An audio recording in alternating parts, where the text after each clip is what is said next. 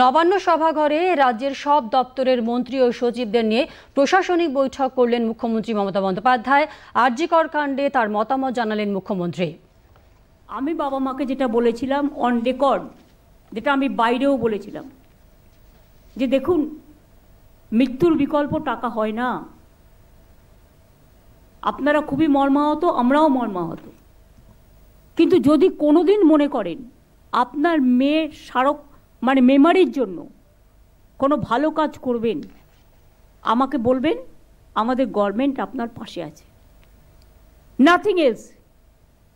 আমি জানি কোনটা কখন বলতে হয়, এবং একই কথা আমি কিন্তু অফিসিয়ালি প্রেসকেও বলেছিলাম। তা সত্ত্বেও যারা কুৎসা করে বেড়াচ্ছেন, আই এম সরি, তারা কি চায়? বিচার চায়, না বিচারের নামে কেসটাকে ঝুলিয়ে দিতে চায়? কি চায়? আজকে পুলিশের পারমিশন নেওয়া হচ্ছে না, দুর্ভাগ্যবশত কেউ কেউ ওপরতলা থেকে পারমিশন করে দিচ্ছে।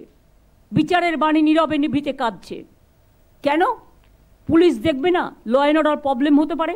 ভাগ্যিস সে কদিন পুলিশ সামলেছে, শান্তিপূর্ণ মার খেয়েছে, নিজেদের রক্ত দিয়েছে, কিন্তু তবুও কারো রক্ত নেয়নি। আমি এটা ওদের অ্যাপ্রিসিয়েট করি। সাথে সাথে আপনাদেরও বোঝা উচিত সবার, পুলিশও কিন্তু আপনাদের সারাক্ষণ পাহারা দেয়। তারাও কিন্তু আপনাদের মতো মানবিক জীব, মানুষ। কলকাতা পুলিশ কমিশনার আমার কাছে নিজে এসছে অনেকবার পদত্যাগ করার জন্য, গত 7 দিন আগে।